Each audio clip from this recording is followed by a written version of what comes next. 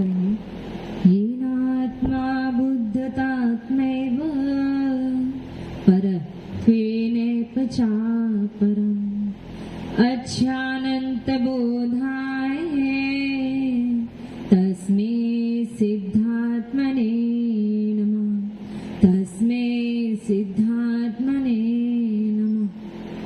तस्मै सिद्धात्मने नमः। बोले अनंत अनंत सिद्ध परमेष्ठी भगवान की, त्रिकालवर्ती त्रैलोक पूज्य विश्वाराध्य पंच परमेष्ठी भगवान की, आदि ब्रह्मा आदि तीर्थंकरादिनाथ भगवान की, मूल नायक गजानन शिष्य पार्श्वनाथ भगवान की, आचार्य श्री आदि सागर महावीर की दिव्यमय सागर सम्मति सागर जी महाराज की, पूज्य गुरुदेव के चरणों में नमन वंदन करेंगे। अध्यात्म योगी मेरा तुमको नमन, वात्सल्य के दानी हो तुमको नमन, जीवन के मुक्तिकार तुमको नमन, तू ही मुझे पालनहारा अभिराम है, तू ही मुझे पालनहारा अभिराम है, सुंदर सागर गुरुवर तू महान है, सुंदर सागर गुरुवर तुम्हें प्रणाम है। मम शिक्षा दीक्षा गुरु परम श्रद्धे दिव्य तपस्वी राष्ट्र संत आचार्य भगवान सुंदर सागर जी महाराज की, तीन कामना पर मुनिराजों की, द्वारशाह जिनवाणी माता की, समस्त आचार्य संघ की जय। पंडित दौलत राम जी अपनी 6 डाला में कह रहे थे, ताही सुनो भवि मन थिरयान, जो चाहो अपनो कल्याण, मोह महामद पियो अनादि, भूल आपको भ्रमतवादी। ये बात उन्होंने पहले कह दी थी और इस बात पर अपनी चर्चा हो चुकी थी कि इस जीव को अपना कल्याण करना है। किस जीव को? भव्य जीव के लिए आदेश दिया है कि जिस भव्य को अपना कल्याण करना है वो मोक्ष मार्ग पर आरूढ़ हो जाए। जिसको अपना हित करना है, जिसको अपना कल्याण करना है, वो मोह रूपी मदिरा को छोड़ दे। किसको? भव्य जीव को। अभव्य भी वाणी सुनता है, अभव्य भी जिन भगवान की वाणी सुनता है, लेकिन अपना कल्याण कभी नहीं कर सकता है। इसलिए कह रहे हैं भवि मन थिर आन, हे भव्य जीव, हे भव्य जीव अपना कल्याण चाहता है, यदि इच्छति दुख परिमुखम, यदि अपना कल्याण चाहता है तो मोह रूपी मदिरा छोड़ दो। अध्यक्ष जी आप मदिरा पान करते हो? माता जी ने ऐसे कैसे पूछ लिया? ये शब्द पूछ लिया। अगर कोई हमें आहार देने आ रहा है और अगर मुझसे ये पूछ ले कि आप ये खाते हो, तो मन में तुरंत संकोच हो जाता है कि साधु हमसे पूछ रहा है। और अगर हम ये पूछ ले आप मदिरा पान करते, तो आपको कितना अपमान में लगता है, कितनी अपमान दृष्टि लगती है कि माता जी हमसे ऐसा पूछ रहे हैं। सही है, लेकिन हमारे आचार्य भगवान आचार्य पूज्यपाद स्वामी अपने इष्टोपदेश ग्रंथ में कह रहे हैं, मोहेन संगतम ज्ञानम स्वभाव लभते नहीं, मत्तापमान पदार्थाम यथा मदन को द्रवे। वो कह रहे हैं, क्या कह रहे हैं? आप हर दिन, हर रोज, हर क्षण आप मोह रूपी मदिरा को पी रहे हो। आप जो मदिरा पान करोगे, जिससे आदमी पत्नी को बहन को पत्नी कहने लगता है, मोह रूपी मदिरा का पान करोगे तो आप भव में भटकोगे। लेकिन आपने जो मदिरा पी है तो आपका केवल एक भव ही खराब होगा, लेकिन आपने मोह रूपी मदिरा पी ली है तो आपके भव खराब हो जाते हैं। आचार्य भगवान कह रहे हैं। और हम क्या कर रहे हैं? हम हर क्षण हर पल मोह रूपी मदिरा पी रहे हैं। इसलिए भूल आपको भ्रमतवादी, इसलिए अपने आप को भूल गए हैं। इसलिए अपने आप को भूल जाने से इस संसार में परिभ्रमण कर रहे हैं। बात नहीं। एक बार अगर हम मदिरा पान करेंगे तो हमारा मात्र एक भव बिगड़ेगा, लेकिन मोह रूपी मदिरा पीने से अनंत भव बिगड़ जाएंगे।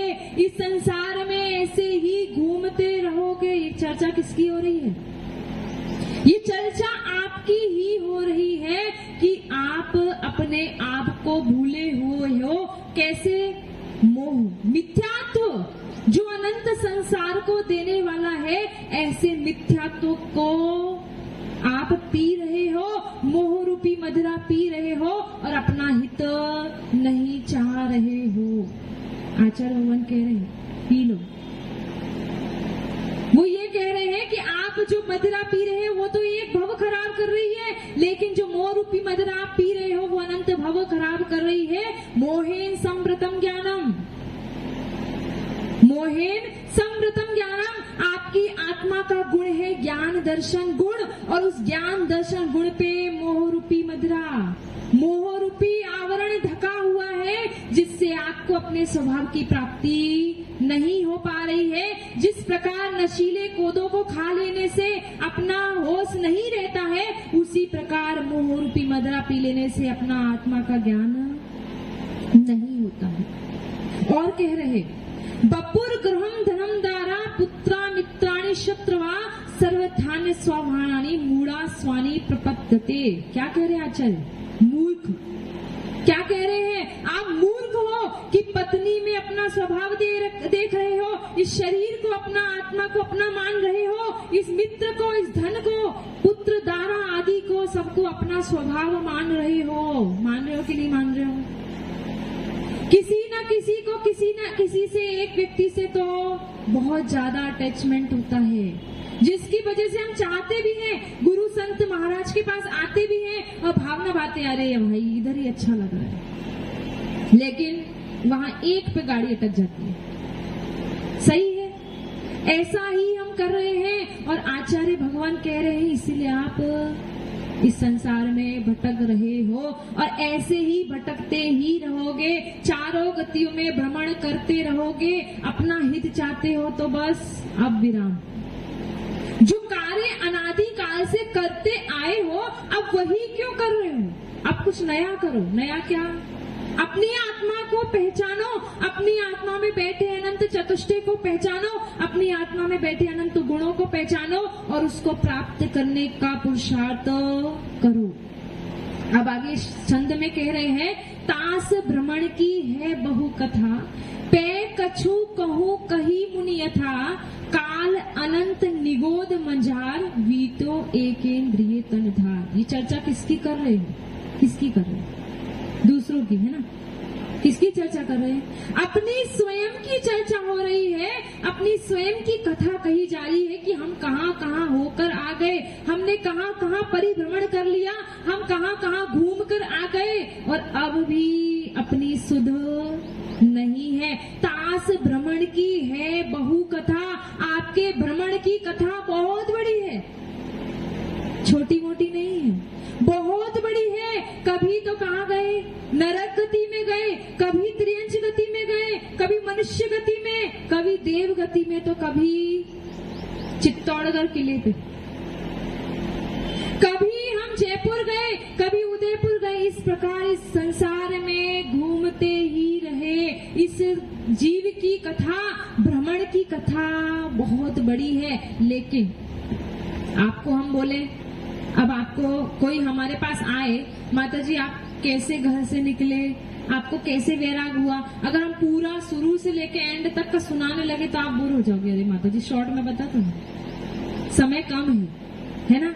इसीलिए आपको बहुत बड़ी कथा है, लेकिन हम उसको पै कुछ कहूं कही मुनि यथा, उस कथा को हम छोटे रूप में आपको बता रहे हैं। और कैसी हमने अपने मन चाही बात कही थी वैसी नहीं, मुनि यथा, जैसी मुनि ने कही है। मुनि यानी जो जिनेंद्र प्रभु की वाणी से खिरी है, गणधर ने जेली है, मुनियों ने लिपिबद्ध की है, ऐसी कथा को मैं कह रहा हूँ कि तू कहाँ से आया है और तू किस प्रकार से घूम रहा है। तेरी कथा कह रहा हूँ कछु कहूँ कही मुनि यथा।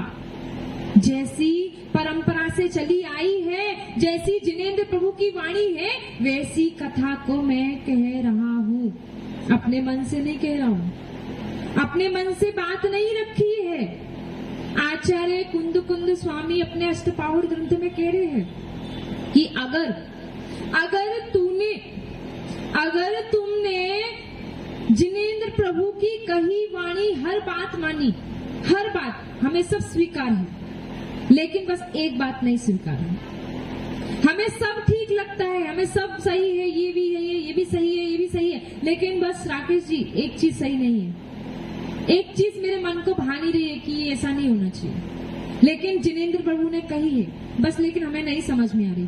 तो वो कह रहे हैं अगर तूने एक शब्द, एक अक्षर मात्र अगर तुमने आगम में कही हुई बात को नहीं माना तो तू तभी से मिथ्या दृष्टि हो गया। अब सोच लो अपने अपने बारे में कि हमें सब कुछ अच्छा लग रहा है, हम सब मान्य है हमारे लिए, लेकिन बस हमें एक चीज अच्छी नहीं लग रही कि भगवान ने ऐसा कहा है। जब कह दिया है कि पंचामृत अभिषेक मान्य है, लेकिन हमें समझ में नहीं आ रहा, हमने कह दिया नहीं भाई, लेकिन हमने आपको आचार्य प्रणीत शास्त्र दिखा दिए कि भाई इसमें लिखा है कि पंचामृत अभिषेक कर सकते हैं, लेकिन हमें नहीं। तो सोच लेना तभी से आप मिथ्या दृष्टि हो गए। इसलिए जैसी मुनि ने कही है, जैसी जिनेंद्र प्रभु भगवान की वाणी में खिरी है, वैसी बात को मैं कह रहा हूँ। काल अनंत निगोद मंझा, काल अनंत। और एक बात बता दूं, रविशेन आचार्य पद्म पुराण ग्रंथ में रविशेन आचार्य कह रहे थे कि अगर हम अपनी दुकान पर बैठे हैं और कोई मुनि संग निकल रहा है, आचार्य संग निकल रहा है, कोई त्यागी व्रती निकल रहा है, अगर हम अपनी दुकान से निकल के भी बाहर आके भी अगर उनको नमस्कार नहीं कर पा रहे तो सोच लेना आप मिथ्या दृष्टि हो। क्यों? क्योंकि हमें वो दिगंबर भेष का अपमान कर रहे हैं, उस दिगंबर भेष का हम सम्मान नहीं कर पा रहे हैं। और आज क्या हो रहा है, यही कर रहे हैं ना, हम जैन होके भी साधुओं को बस वही दुकान से खड़े खड़े नमस्कार।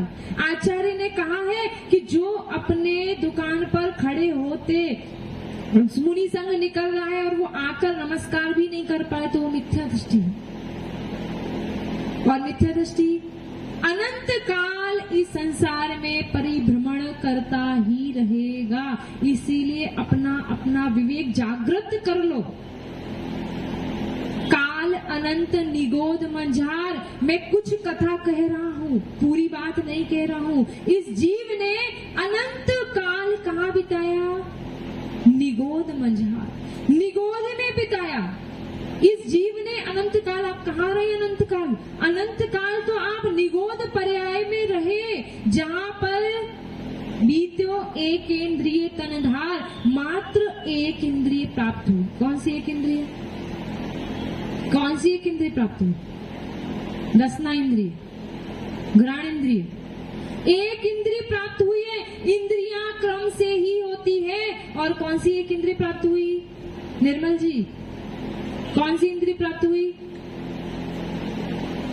इंद्रियां 5 होती है, स्पर्शन, रसना, घ्राण, चक्षु और कर्ण। एक इंद्रिय धार अर्थात स्पर्शन इंद्रिय, मात्र एक इंद्रिय स्पर्शन इंद्रिय मिली। कहाँ पर? निगोद पर्याय में। और उस निगोद पर्याय का उत्कृष्ट काल कितना है? उत्कृष्ट काल है असंख्यात कल्प काल। अब आप सोचो, ये नाम भी नहीं सुने हमने तो, इसलिए कह रहे हैं स्वाध्याय करो। स्वाध्याय परम तपहा। इस पंचम काल में सबसे बड़ा तप है स्वाध्याय। स्वाध्याय से आप बहुत निर्जरा कर सकते हो। भले ही हम पूरा शास्त्र 1 साल में पूरा करें, लेकिन स्वाध्याय 1 पेज, आधा पेज, 1 लाइन जरूर रोज पढ़े। कह रहे हैं एक इंद्रिय की पर्याय उत्कृष्ट काल कितना रहा? असंख्यात कल्प काल। और एक कल्प काल होता है 20 कोड़ा कोड़ी सागर का एक कल्प काल होता है। ऐसी असंख्यात कल्प काल उस जीव ने एक इंद्रिय पर्याय में बिताया। किसने? किसने बिताया? आपने नहीं बिताया। किसने बिताया? आपने ही उस एक इंद्रिय पर्याय में जाकर अनंत काल बिताया है। स्पर्शन इंद्रिय कितनी, कौन सी इंद्रिय? केवल एक स्पर्शन इंद्रिय। ये जो पेड़ पौधे खड़े वो कौन सी इंद्रिय है? एक इंद्रिय है, केवल उनके पास एक स्पर्शन इंद्रिय है, कान नाक मुख नहीं है। आप तो परम सौभाग्यशाली हो, लेकिन अपने सौभाग्य की सराहना हम नहीं करते। आप परम सौभाग्यशाली हो कि आपके पास पांचों इंद्रिय हैं। कभी सोच लो उन लोगों के बारे में कि जिसके पास आंख ना हो, जिसको दिखता ना हो, वो सोचो उनका जीवन कैसा है। सब कुछ है लेकिन दिख ही नहीं रहा है, अपनी दृष्टि से हम देख नहीं सकते। तो क्या देखा तुमने संसार में आके? सोचो कभी उनके बारे में कि जिनके पास आंख नहीं है। सोचो जिनके बारे में जिसके पास हाथ नहीं है, कैसे एक हाथ से काम चला रहे हैं। सोचो जिनके पास पैर नहीं है, जिसको सुनाई नहीं दे रहा है, कैसा दुख है उनके पास। और वो एक इंद्रिय जीव, केवल एक इंद्रिय, रसना इंद्रिय भी नहीं है, स्वाद भी नहीं ले पा रहे, मीठा चरखरा खट्टा। अब सोच लो आप उस एक इंद्रिय में कितना काल बिताया। उत्कृष्ट काल कितना है? असंख्यात कल्प काल। और एक कल्प काल होता है 20 कोड़ा कोड़ी सागर का। किसकी कहानी चल रही है? दूसरों की। अपन परम सौभाग्यशाली हो गए कि पंचेंद्रिय बन गए, मनुष्य बन गए और धर्मोपदेश सुनने भी आ गए। लेकिन फिर भी पुरुष 2 कान से सुनना नहीं, एक कान से सुनेंगे, दूसरे कान से निकाल देंगे। महिलाएं दोनों से सुनेंगी और मुख से निकाल देंगे। यही कर रहे हैं हम। जीवन में अच्छी बातें उतार ही नहीं रहे। जीवन में धर्मोपदेश तो कई बार सुने, लेकिन भाभी जी क्या करना चाहिए? यही का यही छोड़ जाएंगे, भीलवाड़ा का भीलवाड़ा में छोड़ जाएंगे और भीलुड़ा चले जाएंगे। ऐसा ही करना है क्या? अनंत काल निगोद में बिता दिया। और कितना, बहुत सारे लोगों को आलू प्रिय होता है ना? आलू प्रिय होता है। उस आलू में कितने जीव होते हैं? अनंत जीव होते हैं। और वो हम उस पर्याय में जाके आ गए। लेकिन अब क्या कर रहे हैं? वापिस से उसमें ही जाने की तैयारी कर रहे हैं। निगोद पर्याय में प्राप्त हुए, अनंत काल बिताया निगोद में। हम आलू, जिसको बहुत ज्यादा प्रिय होता है, जिससे आलू प्याज लहसुन ये जमी कन जो होते छूटते नहीं है, उनके लिए जो जहां पैदा हुए थे, अब वापस उसमें जाने की तैयारी। कैसे? आलू में पैदा हुए, निगोद पर्याय जैसे तैसे छूटी, पंचेंद्रिय बने। आप बोले कि मनुष्य गति में ही तो आलू मिलते हैं खाने को, है ना? मनुष्य गति में ही तो मिलते हैं। त्रिअंश को तो कोई मिल जाए तो मिल जाए, वरना अच्छे से पका के अच्छा स्वादिष्ट बना के कहाँ मिलता है? फिर नरक गति में मिलता नहीं है, देव गति में मिलता नहीं, मात्र बची कौन सी गति? मनुष्य गति। उस मनुष्य गति में ही आलू मिलते हैं। तो आलू, इतने आलू खाएंगे, इतने आलू खाते हैं जिससे वापस से उस आलू में जाके पैदा हो जाए। ऐसा ही हो रहा है ना? मतलब जहां से आए अब वहीं जाने की तैयारी कर रहे हैं। कुछ नया नहीं करना है। क्योंकि बोलो सिद्ध भगवान बन जाएंगे, एक बार हमारे अष्ट कर्म मुक्त हो जाएंगे तो वापस से कर्म सहित होंगे क्या? नहीं होंगे। इसलिए संसार में घूमते रहो, हर जगह का टेस्ट लेते रहो। घूमना ज्यादा पसंद होता है ना, तो क्या है, हर जगह जाना है, ये भी देखना है, विदेश में भी जाना है, हर जगह जाना है। क्यों? क्योंकि हर जगह का, क्योंकि भगवान बनने के बाद, सिद्ध बनने के बाद, कर्मों से रहित होने के बाद जो मुक्त हो गए जीव, वो वापस से संसार में तो आएंगे नहीं। इसलिए संसार में ही अच्छा है। तो ये जीव अनंत काल निगोद पर्याय में पड़ा रहा। अनंत काल तक इस जीव ने निगोद में बिताया। आचार्य उमा स्वामी भगवंत अपने तत्काल सूत्र में कह रहे, पृथ्वी वृत्त्यो वायु वनस्पत्या स्थावरा।